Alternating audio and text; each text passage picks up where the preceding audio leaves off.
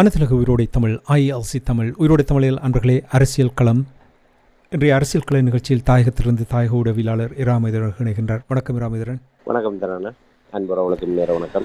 உங்களுக்கு வணக்கத்தை தெரிவித்துக் கொண்டு இன்றைய அரசியல் கள நிகழ்ச்சியில் நாங்கள் இலங்கை தீவில் உள்ள நிலைமைகளை பார்ப்போம். தமிழர் தரப்பு இலங்கை தீவு என்று சொல்லும்பொழுது தமிழர் தரப்பினுடைய நிலைமை, குறிப்பாக தமிழரசு கட்சியினுடைய சமீபகால செயல்பாடுகள் தொடர்பாக பார்க்கலாம் என்று நம்புகிறேன். உங்களுக்கு தெரியும், அங்கே தமிழர் தரப்பை பொறுத்த மட்டில் தமிழரசு கட்சி, கஜேந்திரகுமார் பொன்னம்பலம் அவர்களுடைய அணி, DTNA, இந்த மூன்று கட்சிகள், மூன்று அமைப்புகளுக்கும் இடையில் தான் இழுபறிகள், பேச்சுவார்த்தைகள் நடைபெற்றுக் கொண்டிருந்தது. இந்த பேச்சுவார்த்தை தொடர்பாக தமிழரசு கட்சிக்கும் சங்குக்கும் இடையிலான பேச்சுவார்த்தையின் பொழுது எவ்வாறு நாங்கள் இந்த அடுத்த கட்ட விடயங்களை நகர்த்தி செல்வது என்று பேச்சு நடந்து கொண்டிருக்கும் பொழுது CVK சிவஞானம் அவர்கள் தமிழ் தேசிய கூட்டமைப்பாக இயங்குவதற்கு தாங்கள் விருப்பத்தை வெளிப்படுத்தி இருக்கிறார்கள். அதே நேரத்தில் சங்கு நிபந்தனையற்ற முறையில் தாங்கள் இந்த கூட்டில் சேர்ந்து செயல்படுவதற்கான ஒரு சமிக்கையை காட்டியிருப்பது போல் தெரிகின்றது. இது தொடர்பாக நீங்கள் என்ன அறிந்தீர்கள்? எங்கள் உறவுகளுக்கு கூறுவீர்களா இராமேந்திரன்? என்ன நிலைப்பாடு? உண்மைதான். ஏற்கனவே நாங்கள் கடந்த நிகழ்ச்சியில் பார்த்துருக்கிறோம். இப்போ தமிழ் தேசிய கூட்டமைப்பில் இருந்து வெளியேறிய கட்சிகளை இணைத்து செயல்படுவது தொடர்பாக தமிழரசு கட்சி, சுமந்திரன் CVK சிவஞானம் தரப்பு முயற்சிகளை எடுத்து வருகின்றது. அதில் ஜனநாயக தமிழ் தேசிய கூட்டணி என்று சொல்லப்படுகின்ற சங்கு தரப்பினரோடு அவர்கள் பல கட்ட சந்திப்புகளை நடத்தி கொண்டிருக்கின்றார்கள். யாழ்ப்பாணத்தில் நடந்த அந்த சந்திப்புகள் தொடர்பாக நாங்கள் பார்த்திருக்கின்றோம். இந்த நிலையில் தான் சில தினங்களுக்கு முன்னர் மட்டக்களப்பில் வைத்து CVK சிவஞானம் அவர்கள் ஊடகங்களுக்கு கருத்து தெரிவிக்கின்ற போது, ஜனநாயக தமிழ் தேசிய கூட்டணி தரப்பில் இருந்து எவ்வித நிபந்தனையும் இல்லாமல் கூட்டமைப்பாக இணைந்து செயல்படுவதற்கு அவர்கள் விருப்பம் தெரிவித்திருக்கின்றார்கள். அது வரவேற்கத்தக்க என்ற வகையிலே CVK சிவஞானம் அவர்கள் தன்னுடைய கருத்தை அங்கே பதிவு செய்திருக்கின்றார். அது மாத்திரமல்லாமல் தாங்களும் இன்று நேற்றல்ல தொடர்ச்சியாக தமிழ் தேசிய கட்சிகளுடைய ஒற்றுமைக்கு தாங்கள் எப்போதுமே நிபந்தனைகள் விதித்தது கிடையாது. நிபந்தனையற்ற முறையிலே அந்த தமிழ் தேசிய கட்சிகளுடைய ஒற்றுமையை ஒரு கூட்டாக செயல்படுவது தொடர்பாக தாங்களும் பல சந்தர்ப்பங்களிலே வெளிப்படையாக இருந்து வந்திருக்கின்றோம் என்றும், சுமந்திரன் மற்றும் தான் தொடர்ச்சியாக தமிழ் தேசிய கூட்டமைப்பிலிருந்து வெளியேறிய தரப்புகள் வந்து இணைய வேண்டும் என்று தொடர்ச்சியாக நாங்கள் அழைப்பு விடுத்து வருகின்றோம். அந்த அழைப்பின் பிரகாரம் இப்போது இந்த ஜனநாயக தமிழ் தேசிய கூட்டமைப்பு நிபந்தனையற்ற முறையிலே அவர்கள் இணைந்து செயல்பட முன்வந்திருக்கின்றார்கள். இதே நிலைப்பாட்டோடு ஏனைய தரப்புகளும், இதற்கு வெளியே இருக்கின்ற ஏனைய தரப்புகளும் எவ்வித நிபந்தனையும் இல்லாமல் தமிழரசு கட்சியோடு இணைந்து தமிழ் தேசிய கூட்டமைப்பாக செயல்படுவதற்கு முன்வர வேண்டும் என்ற ஒரு அழைப்பை CVK சிவஞானம் அவர்கள் அந்த சந்தர்ப்பத்தில் வெளிப்படுத்தி இருக்கின்றார். நீங்கள் எந்த ஒரு நிபந்தனை இல்லை என்று சொல்லும் பொழுது எங்களுடைய தமிழ் அரசியல் கட்சிகள் என்ன செய்கின்றார்கள் என்று சிந்திக்க தோன்றுகின்றது. இருந்தாலும் கூட தமிழரசு கட்சிகள் நடந்த இழுபறி உங்களுக்கு தெரியும். அந்த இழுபறியினால் ஸ்ரீதரன் அவர்கள் தலைவராக தெரிவு செய்யப்பட்டதும், அதிலிருந்து அவரை அகற்றியதும், அதற்கு பிறகு பொதுச் செயலாளராக சுமந்திரன் தானாக அதற்குள் தன்னை பூத்திய அந்த விடயங்கள் எல்லாம் ஏற்கனவே எல்லோருக்கும் தெரியும். அப்படி என்றால் இராமேந்திரன், இப்பொழுதுள்ள நிலைமையை பார்த்தா CVK சிவஞானம், சுமந்திரனுக்கிடை அவர்களுடைய அந்த கூட்டு தலைமை தமிழரசு கட்சியினருக்கு கிடைத்த ஒரு வெற்றியாக இதை நான் கருதலாமா? அவர்கள் சார்ந்த தரப்பினர் அப்படி கொண்டு வர முற்படுகின்றார்கள். இது காகம் இருக்க பணம்படம் பிறந்த கதையாகத்தான் நாங்கள் பார்க்க முடியும். இது யாருடைய வெற்றி யாருடைய தோல்வி என்பதை காலம்தான் பதில் சொல்ல வேண்டும். ஏனென்றால் யாருமே ஒரு உள்ளார்ந்தமாக தமிழ் மக்களுடைய விடுதலை அரசியலை நேர்மையாக முன்கொண்டு செல்ல வேண்டும் என்ற இலக்கு நோக்கிய நகர்வாக இந்த நகர்வுகளை நாங்கள் பார்க்க முடியாது.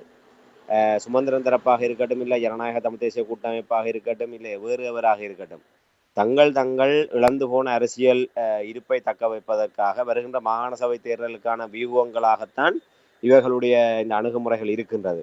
ஆகவே அவர்கள் தங்களுடைய ஒரு வெளிப்படையாக ஒரு காரணத்தை கூறிக்கொண்டு, இல்லை வெளிப்படையாக தங்களுடைய நிலைப்பாடுகள் இதுதான் என்று பேச்சுவார்த்தைகளிலே வெளிப்படுத்தி கொண்டு, ஆனால் மறைமுகமாக உள்ளார்ந்தமாக வேறு நிகழ்ச்சி நிரல்களை தாங்களே தங்களுக்கு வகுத்து கொண்டு அதை அடைவதற்கான சதுராட்டத்திலே அவர்கள் ஈடுபடுகின்ற போதுதான் அந்த கூட்டணிகள், அந்த கூட்டினுடைய நிலைத்தன்மை என்பது தீர்மானிக்கப்படுகின்றது. ஆகவே இதிலே இப்போதைக்கு அவர்கள் நாங்கள் ஏற்கனவே கடந்த நிகழ்ச்சியை கூறியதை போன்று இன்னும் தமிழரசு கட்சி, ஜனநாயக தமிழ் தேசிய கூட்டமைப்புக்கு இடையிலான கூட்டு என்பது ஒரு ஒப்பந்த வடிவத்துக்கோ ஒரு இணக்கப்பாட்டுக்கு வந்த ஒரு இறுதி இலக்கை அடையவில்லை. இப்போது சில ரெண்டு தரப்புக்குமான சில அபிலாஷைகள் நிமித்தமாக அவர்கள் அப்படியான சந்திப்புகளை நடத்தி கொண்டிருக்கின்றார்கள். அந்த சந்திப்புகளிலே அவர்கள் ஒரு சாதகமாக சிந்திக்கக்கூடிய வகையிலான கருத்துக்களை வெளியிட்டு கொண்டிருக்கின்றார்கள், அவ்வளவுதான். ஆனால் என்னுடைய அவதானிப்பிலே இது ஒரு ஆக்கபூர்வமான நிலையை நோக்கி, அதாவது அவர்களுக்குள்ளான விருப்பத்தின் அடிப்படையில் கூட இது ஒரு ஆக்கபூர்வமான நிலைமையை நோக்கி இது நகர்வதற்கான இந்த அறிகுறிகளும் இல்லை. இவர்கள் வெறுமனே ஒரு கருத்துகள் மூலமாக மக்கள் மத்தியிலே தங்களை ஒரு மாற்று தரப்பாக காட்ட முற்படுகிறார்கள். அந்த வகையில் தான் சிவிக சிவஞானம் சுமந்திரன் தரப்பு ஏதோ தங்களுடைய முயற்சிகள் காரணமாக இந்த விடயங்கள் எல்லாம் அமைந்து வருகின்றது, தாங்கள் தமிழ் மக்களுக்கான சிறந்த தலைமைத்துவத்தை தாங்கள் வழங்குவோம் என்பதாக அவர்கள் ஒரு பிம்பத்தை கட்டியெழுப்ப முற்படுகின்றார்கள். ஆனால் சிவிக சிவஞானம் அவர்கள் கூறிய கருத்தை ஒருபோதுமே என்னால் ஏற்றுக்கொள்ள முடியாது. தங்களுடைய அழைப்பின் பேரில், தங்களுடைய அணுகுமுறையின் பேரில் தான் இப்படியான மாற்றங்கள் நடைபெறுகின்றது என்று. உண்மையிலே தமிழரசு கட்சியினுடைய தலைவருக்கான வாக்கெடுப்பு நடைபெற்று அதில் வெற்றி பெற்ற கையோடு ஸ்ரீதரன் அவர்கள் முதலாவது அதில் ஊடகங்களுக்கு கருத்து தெரிவிக்கின்ற போது முதலாவது தெரிவித்த விடயமே இதுதான். தமிழ் தேசிய கூட்டமைப்பு என்பது தமிழ் மக்களுடைய ஒரு அரசியல் பேரியக்கமாக தொடர்ந்து முன்னெடுக்கப்பட வேண்டிய ஒரு தேவை இருக்கின்றது. ஆகவே தமிழ் தேசிய கூட்டமைப்பிலிருந்து வெளியேறிய கட்சிகள் அத்தனையுமே ஒன்றிணைந்து மீண்டும் நாங்கள் ஒரே பலத்தோடு நாங்கள் செயல்பட வேண்டும், அதற்கு தான் தன்னாலான முயற்சிகளை எடுப்பேன் என்றும் ஏனைய தரப்பினரோடு இதை ஒரு இணக்கமாக ஒரு இந்த விடயத்தில் செயல்பட்டு அவர்களை முனைப்பதற்கு தான் தயாராக இருக்கின்றேன், ஏனையவர்களும் அதை நோக்கி வர வேண்டும் என்ற ஒரு அழைப்பை ஸ்ரீதரன் அவர்கள் விடுத்திருந்தார். அது மாத்திரமல்லாமல் பல்வேறு சந்தர்ப்பங்களிலே அவர் அதுக்கான அழைப்புகளை விடுத்தார். அழைப்போடு விடுத்தது மட்டுமல்லாமல் அதற்கான செயல்பாட்டு நிலைமையிலே அவர் காட்டியிருந்தார். இப்போ குறிப்பாக கஜேந்திரகுமார் பொன்னம்பலம் அவர்கள் பாராளுமன்ற உறுப்பினர்களாக இவர்கள் தெரிவு செய்யப்பட்டதுக்கு பிற்பாடு புதிய அரசியலமைப்பு தொடர்பாக அனுரமர திசாநாயக்க அரசாங்கம் தன்னுடைய சமிக்கைகளை வெளிப்படுத்துவதற்கு பிற்பாடு குறைந்தபட்சம் தமிழ் மக்களுடைய ஒப்புதலின்றி ஒரு அரசியலமைப்பு ஒரு மிருகத்தனமான பெரும்பான்மையோடு இந்த அரசாங்கத்தால் நிறைவேற்றப்படுகின்ற சந்தர்ப்பத்திலே குறைந்தபட்சம் வடக்கு கிழக்கில் இருக்கின்ற தமிழ் பிரதிநிதிகளிலே 50% மேலானவர்கள் அதை எதிர்த்தார்கள் என்ற ஒரு வரலாற்றை நாங்கள் பதிவு செய்ய வேண்டும் என்ற ஒரு நோக்கத்துக்காக கஜேந்திரகுமார் பொன்னம்பலம் அவர்கள் ஒரு முயற்சி எடுத்தார். அதாவது தமிழரசு கட்சி, ஜனநாயக தமிழ் தேசிய கூட்டணி, தமிழ் தேசிய பேரவை, இந்த 3 தரப்புகளும் 10 பாராளுமன்ற உறுப்பினர்களை தம்பசம் வைத்திருக்கின்றார்கள்.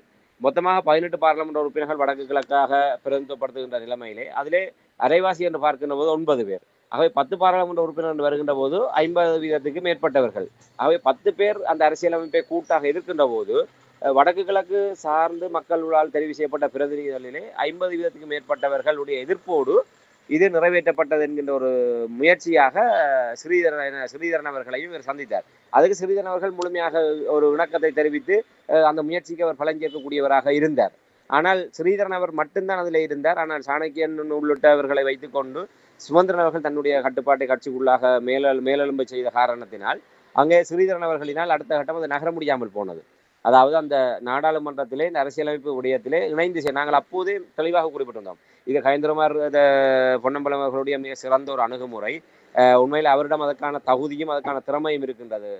3 மொழி ஆற்றல் இருக்கின்றது, நிறைந்த சட்ட ஆளுமை இருக்கின்றது, ராஜேந்திர மட்டத்திலே நல்ல வரவேற்பு இருக்கின்றது, நல்ல அறிமுகம் இருக்கின்றது. அதே நேரத்திலே தமிழ் மக்களுடைய அந்த விடுதலை அரசியலை ஒரு நேர்மையாக முன்கொண்டு செல்லக்கூடிய ஒரு தன்மை இருக்கின்றது. ஆகவே இந்த அரசியலமைப்பு விவகாரத்திலே மிக உறுதியாக நேர்மையாக அதை கொண்டு செல்லக்கூடிய ஒரு தன்மை இருக்கின்றது. ஆனால் ஸ்ரீதரன் அவர்களுக்கு அந்த மொழியாற்றில் அந்த விடயங்கள் இல்லாத காரணத்தினால் இந்த அரசியலமைப்பு விடயத்துக்கு வருகின்ற போது கஜேந்திரகுமார் பொன்னம்பலம் அதை தலைமை தாங்கக்கூடிய ஒரு நிலைமை உருவாகும். அவர் கஜேந்திரகுமார் பொன்னம்பலம் அவர்கள் தலைமை தாங்குவாராக இருந்தால் தமிழ் தேசிய அரசியல் என்பது மீள் உருவாக்கம் செய்யப்படும். கஜேந்திரகுமார் பொன்னம்பலம் தலைமையிலே ஸ்ரீதரன் தரப்பு மற்ற தரப்பினர் எல்லாம் அதுக்கு கீழாக அது தகவமைக்கப்படுகின்ற நிலைமை உருவாகும். இது சுமந்திரன் அவர்களுடைய அரசியலுக்கு மிக ஆபத்தான ஒரு அறிகுறி. அதன் காரணமாக சுமந்திரன் கட்சியினுடைய கடிவாளத்தை தன்னுடைய கையிலே வைத்துக் கொண்டு அதை ஒப்புற விடாமல் தடுத்தார். அவை உண்மையிலே உங்களுக்கு இந்த அரசியலமைப்புக்காக போராட்டம் நடத்துகின்றோம், அரசியலமைப்புக்காக நாங்கள் சேர்ந்து செயல்பட வேண்டும் என்ற அழைப்பெல்லாம் ஒரு நடிப்பு சுமந்திரன் தரப்பு. உள்ளார்ந்த கஜேந்திரகுமார் முன்னெடுத்த நிலைப்பாடு என்பது காலத்தின் தேவையார்ந்தவர் முன்னெடுத்த விடயம். நாங்கள் அந்த நேரத்தில் நாங்கள் அதை மிக சரியான முறையில் அதை நாங்கள் வரவேற்றிருந்தோம். அப்ப அந்த நேரத்தில் இவர்கள் கை கொடுத்திருக்க வேண்டும். உண்மையிலே இவர்கள் ஒரு தமிழ் தேசத்தினுடைய ஒற்றுமையை, தமிழர்களுடைய விடுதலை அரசியலை முன்னெடுக்க வேண்டிய அவசியத்தை, இல்லை ஒரு கூட்டு தலைமையினுடைய அவசியத்தை, இல்லை தமிழர்கள் ஆயுதங்கள் மௌனிக்கப்பட்ட 17வது ஆண்டிலே தேசிய மக்கள் சக்தி உள்ளிட்ட வேறு கவர்ச்சிகரமான திசைகள் பக்கம் மக்கள் எவ்வாறு கரைந்து கொண்டிருக்கின்றார்கள், இந்த நேரத்தில் தமிழ் தேசியம் பலம் பெற வேண்டும் என்ற ஒரு உள்ளார்ந்த நிலைப்பாடு எதுவுமே இவர்களிடம் இருக்கவில்லை. முழுக்க வருகின்ற மாகாண சபை தேர்தலில் எப்படி தங்களுடைய அரசியல் இருப்பை தக்க வைப்பது, அந்த முதலமைச்சர் கனவை எவ்வாறு தக்க வைப்பது, அந்த முதலமைச்சர் கனவுக்கு பின்னால் இருக்கின்ற திட்டங்கள் எல்லாம் வேறு சுமந்திரன் தரப்புக்கு. ஆகவே அதை நிறைவேற்றுவதற்கு தான் இவர்கள் இப்போது புதிதாக ஒற்றுமை வேஷம் போட்டுக் கொண்டிருக்கின்றார்கள். ஸ்ரீதரன் அவர்கள் கயந்திரமார் பொன்னம்பலம் தரப்பு அந்த முயற்சிகள் எடுத்த போது இவர்கள் யார் எடுத்தாலும் தமிழ் மக்களுக்கு ஒரு நன்மை கிடைக்க வேண்டும் என்று இவர்கள் கட்சி ரீதியாக ஒரு ஒத்துழைப்பை வழங்கி இருந்தால் நிச்சயமாக அதை நாங்கள் வரவேற்றிருக்க முடியும். இன்று கயந்திரமார் தரப்பு முன்னெடுத்த அந்த முயற்சி முளையிலே கருகி போனதுக்கான காரணம் சுமந்திரன் தரப்பினுடைய உள்ளடி வேலை. ஒன்று, தமிழ் தேசிய பரப்பிலே கயந்திரமார் பொன்னம்பலத்தினுடைய தலைமைத்துவம் வலுப்பெற்றுவிடும், கட்சிக்குள் ஸ்ரீதரனுடைய கை மேலோங்கிவிடும். ஏனால் சாணக்கியன் இந்த விடயத்திலே செயற்படக்கூடிய ஒரு நிலைமை இருக்காது. அவை கயந்திரமார் பொன்னம்பலத்துக்கு அடுத்ததாக ஸ்ரீதரன் அவர்கள் தான் அதிலே கட்சி ரீதியாக தலைமை தாங்கக்கூடிய ஒரு இடத்திலே இருப்பார். ஆகவே அந்த அந்த முயற்சி நிச்சயமாக வெற்றி பெறக்கூடியவுடன் தமிழர்கள் தேசமாக ஒரு வரவேற்பு பெறக்கூடிய ஒரு விடயமாக அது மாறும். ஆக அந்த முயற்சி வெற்றியை பெறுகின்ற போது, அதாவது தமிழர்கள் ஒரு ஒரு ஒரு ஒரு ஒரு கூட்டாக நின்று இந்த அரசியலமைப்பு விவகாரத்தில் எதிராக செயல்பட்டு ஒரு வரலாற்று விடயத்தை நகர்த்துகின்ற போது அதனுடைய அறுவடை என்பது கயந்திரமார் பொன்னம்பலம் மற்றும் ஸ்ரீதரன் தரப்பு கட்சிக்குள்ளாக ஸ்ரீதரனவும் தமிழ் தேசிய பரப்பிலே கயந்திரமார் பொன்னம்பலத்துக்குமான நற்சான்றாக அது மாறும். இந்த ரெண்டுமே சுமந்திரனுடைய இருப்பரசியலுக்கு ஆபத்து. அதன் காரணமாக குழப்பினார்கள். அன்று குழப்பியவர்கள் இன்று உங்களுக்கு எப்படி சுடலை ஞானம் வந்தது?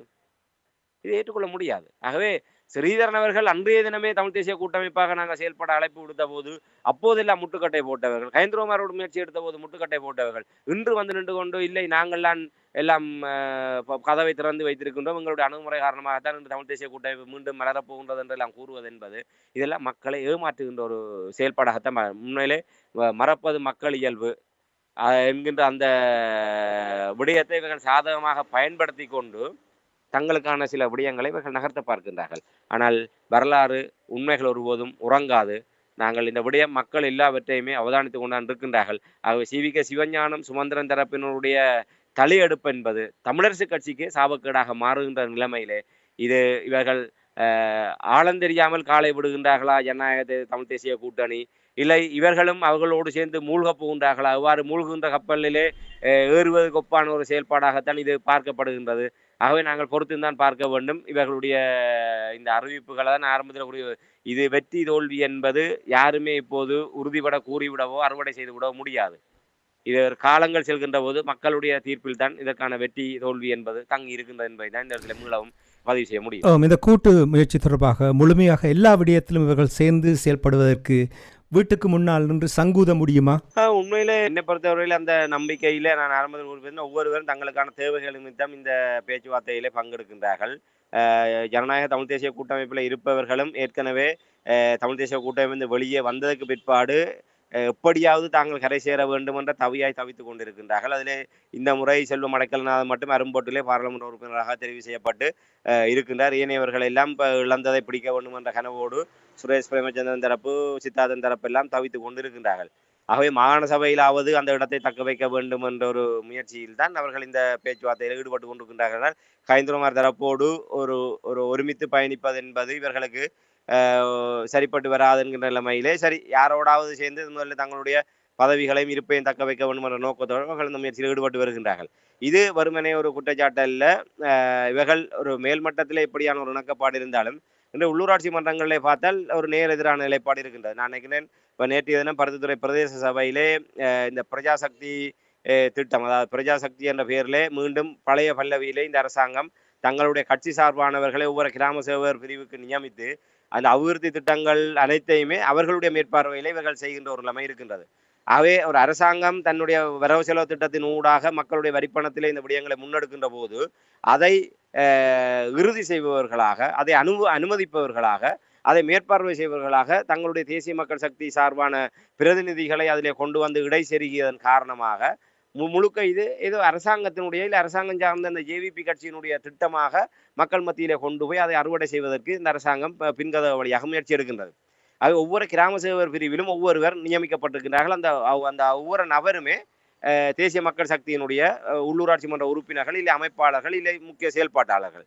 ஆகவே இது தொடர்பாக நாங்கள் பின்னர் விரிவாக உரையாட வேண்டிய இப்போ இது பல்வேறு வாத பிரதிவாதங்களை கிளப்பி விட்டிருக்கின்றது.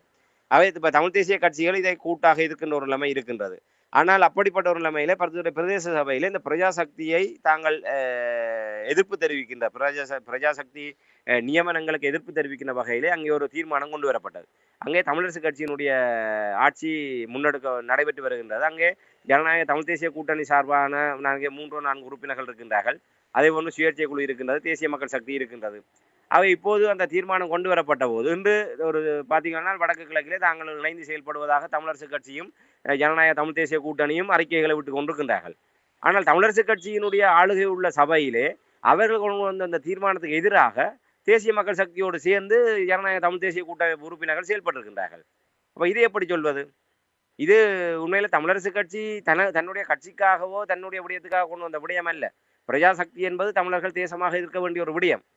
அந்த ஒரு தீர்மானத்தை கூட ஜனநாயக தமிழ் தேசிய கூட்டணி தங்களுடைய உள்ளூர் அரசியலை முதன்மைப்படுத்தியதாக அதை எதிர்க்கின்றார்கள் என்று சொன்னால் இது எப்படி? இதையும் சிவிகே சிவஞானம் சொல்கின்ற விடயத்தையும் சுரேஷ் பிரேமச்சந்திரன் அவர்கள் எந்தவித நிபந்தனையும் இல்லாமல் நாங்கள் கூட்டமைப்பாக செயல்பட தயாராக இருக்கின்றோம் என்று அவர்கள் அறிவித்ததாக சிவிகே சிவஞானம் சொல்கின்ற விடயங்களையும் பார்க்கின்ற போது ஒன்று முரணாக இருக்கின்றது. இப்படித்தான் எல்லா இடங்களிலுமே இவர்களுடைய செயல்பாடு என்பது இருக்கின்றது. இங்கே தமிழ் தேசிய பேரவையோடு இணைந்து சில இடங்களிலே ஆட்சி அமைக்க ஒத்துழைப்பு வழங்கினார்கள். இன்று அங்கும் அவர்கள் ஒரு சரியான நிலைப்பாட்டில் இல்லாமல் அவர்களை விமர்சிக்கின்ற இல்லை அவர்களுக்கு காலை வாரி விடுகின்ற ஒரு செயல்பாடுகளை நோக்கி ஜனநாயக தமிழ் தேசிய கூட்டணி செயல்பட்டு கொண்டிருக்கின்றது. ஆகவே நீங்கள் தமிழ் மக்களுக்காக தமிழ் மக்களுடைய தேச விடுதலைக்காக நீங்கள் இந்த விடயங்களை எல்லாம் முன்னெடுக்கின்றீர்கள் என்று சொன்னால் நீங்கள் அந்த இலக்கிலே எடுத்த முடிவிலே உறுதியாக இருக்க வேண்டும். ஆகவே நீங்கள் இடையிலே குழப்புகின்றீர்கள் என்று சொன்னால் நீங்கள் ஏதோ ஒரு நோக்கத்துக்காக வந்தீங்க, அந்த நோக்கம் நிறைவேறவில்லை என்றுக்காக குழப்புகின்றீர்கள். இல்லை குழப்ப சொல்லி யாராவது ஒருத்தர் தூண்டுகின்ற போது குழப்புகின்றீர்கள் என்று சொன்னால் நீங்கள் தமிழ் தேசியத்துக்காகவோ இல்லை தமிழ் தேச அரசியலுக்காகவோ நீங்கள் பொருத்தமற்றவர்கள் என்பதை தான் நாங்கள் உணரக்கூடியதாக இருக்கின்றது.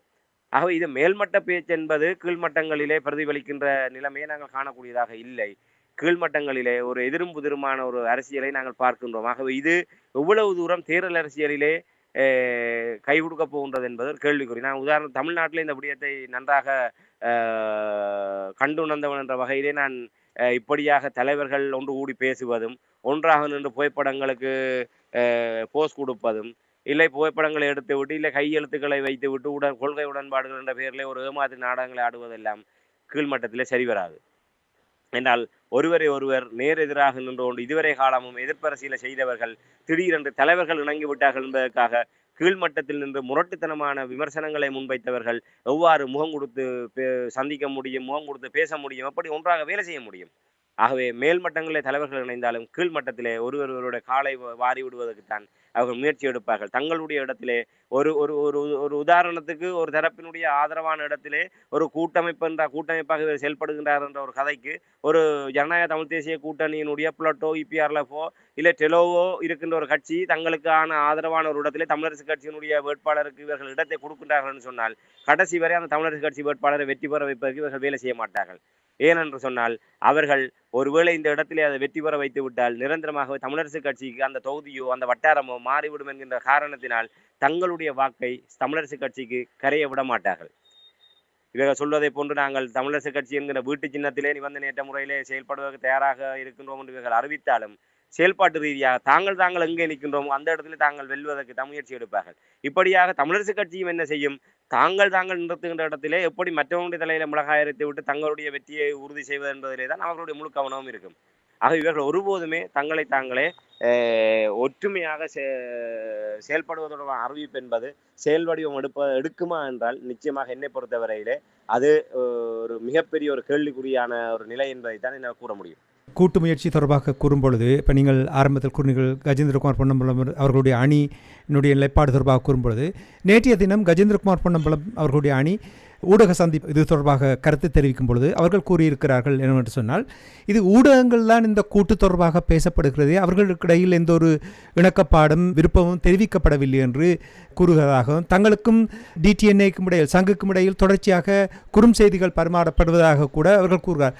ஏன் இந்த குழப்பம்? இது உண்மையா? இந்த குழப்ப நிலைக்கு என்ன காரணம் தமிழ் தேசிய மக்கள் முன்னணி தொடர்பாக?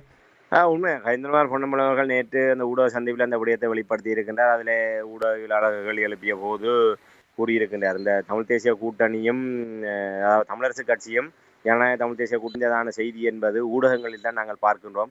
ஆனால் கட்டமைப்பு ரீதியாக அந்த கூட்டணி ஒரு நிலைப்பாட்டுக்கு வரவில்லை என்றும் இப்போது கூட தங்களுக்கு ஜனநாயக தமிழ் தரப்பிலிருந்து தங்களுக்கு குறுஞ்செய்திகள் அனுப்பப்பட்டு வருவதாகவும் அதாவது தமிழ் தேசிய மக்கள் முன்னணியுடனான ஒரு உறவு கூட்டணி என்பது ஒரு தொடர்ந்து கொண்டு இருக்கின்றது, அது உயிரோட்டமாகத்தான் இருக்கின்றது என்பதை அவர்கள் தங்களுடைய குறுஞ்செய்தி மூலமாக உறுதிப்படுத்தி இருக்கின்றார்கள் என்ற ஒரு தகவலை கஜேந்திரகுமார் பொன்னம்பலம் கூறியிருக்கிறார். அது மாத்திரமல்லாமல் அவர்கள் இப்படித்தான் அவர்கள் அங்கு கதைத்து கொண்டு இங்கேயும் உறவு இருப்பதை போன்று காட்டிக் கொண்டிருக்கின்றார்கள். இப்படியான ஒரு நிலை இல்லாதவர்கள் ஒருபோதுமே ஒரு அரசியல் ரீதியாக செயல்பட முடியாது. தாங்கள் தெளிவாக சொல்லிவிட்டோம், இதுதான் தங்களுடைய நிலைப்பாடு. இதை விட்டு நீங்கள் மாறுபாடாக செயல்படுவதாக இருந்தால் எங்களுடைய அந்த கொள்கை உடன்பாட்டைக்கு முரண்பாக செயல்படுவதாகத்தான் அர்த்தம். ஆகவே அதை முறித்து கொண்டு நீங்கள் செல்வதாக இருந்தால் நீங்கள் செல்லுங்கள் என்ற வகையிலே தங்களுடைய நிலைப்பாட்டை எப்போதோ தெளிவுபடுத்தி விட்டோம் என்ற வகையிலே ஹைதராபாத் பொன்னம்பலம் அவர்கள் கூறியிருக்கிறார். ஆகவே அவர்கள் எப்போதோ தண்ணியை தெளித்து விட்டார்கள். ஜனநாயக தமிழ் தேசிய கூட்டணி என்பது தங்களுடைய கூட்டு தாங்கள் தொடர்ந்து செயல்படுவதற்கு ஒரு தகுதியான நிலைப்பாட்டில் இல்லை என்பதை அவர்கள் ஏற்கனவே தண்ணி தெளித்து விட்டார்கள். அதாவது தமிழரசு கட்சிக்கு எதிராக ஒன்று சேர்ந்தவர்கள் மீண்டும் அந்த கட்சியுடைய போய் சேர்வது என்பது ஒரு கொள்கைக்கு முரணான விடயம் என்பதாக அவர் சுட்டிக்காட்டியிருக்கிறார். அது மாத்திரமல்லாமல் பதவிகளுக்காகத்தான் அவர்கள் தங்களோடு வந்து இணைந்தார்கள். அதாவது உள்ளூராட்சி மன்ற தேர்தலின் போது பதவிகளுக்காகத்தான் தங்களோடு வந்து இணைந்தார்கள்.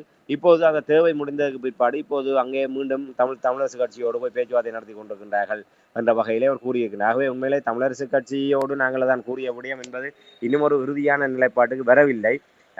ஜனநாயக தமிழ் தேசிய கூட்டணியும் ஒரு வகையிலே அவர்கள் ரெண்டு பக்கம் உறவு நிலையை வைத்துக்கொண்டு தங்களுடைய பேரம் பேசலை செய்வதற்காக அவர்கள் இவ்வாறான ஒரு அணுகுமுறையை கை கொள்கிறார்களோ தெரியவில்லை. என்றால் இப்போ சுரேஷ் பிரேமச்சந்திரன் தரப்புக்கு சுமந்திரன் அவர்கள் தரப்பு அப்படிப்பட்ட ஒரு தந்திரத்தனமாக விடயங்களை நகர்த்துவார்கள், அவர்களுடைய தலைமைத்துவத்துக்கு எவ்வாறு சுதாகரித்து இருக்க வேண்டும் என்பதெல்லாம் அவர்களுக்கு நன்றாகவே தெரியும்.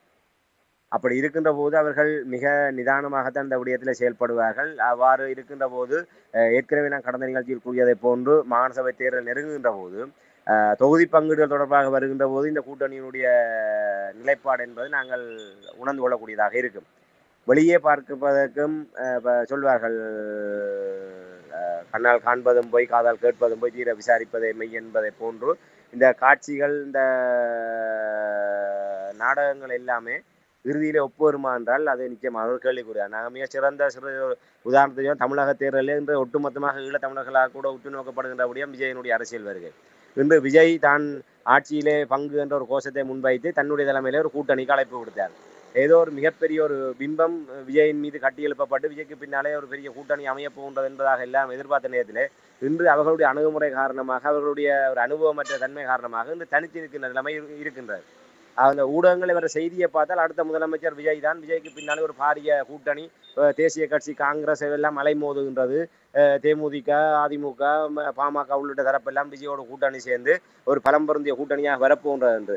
அப்போ அதே ஒப்புதான் அந்த ஊடகங்களிலே வர்ற செய்திகள் என்பது நடைமுறைக்கு சாத்தியமான ஏட்டுச்சுரக்காய் கரைக்குதுவா என்பதை போன்று இந்த கூட்டணிகள் தொடர்பாக வருகின்ற செய்திகள் எல்லாமே நிச்சயமாக நாங்கள் ஏற்கனவே கடந்த காலத்தில் எங்களுடைய மக்களுக்கு அனுபவம் இருக்கின்றது.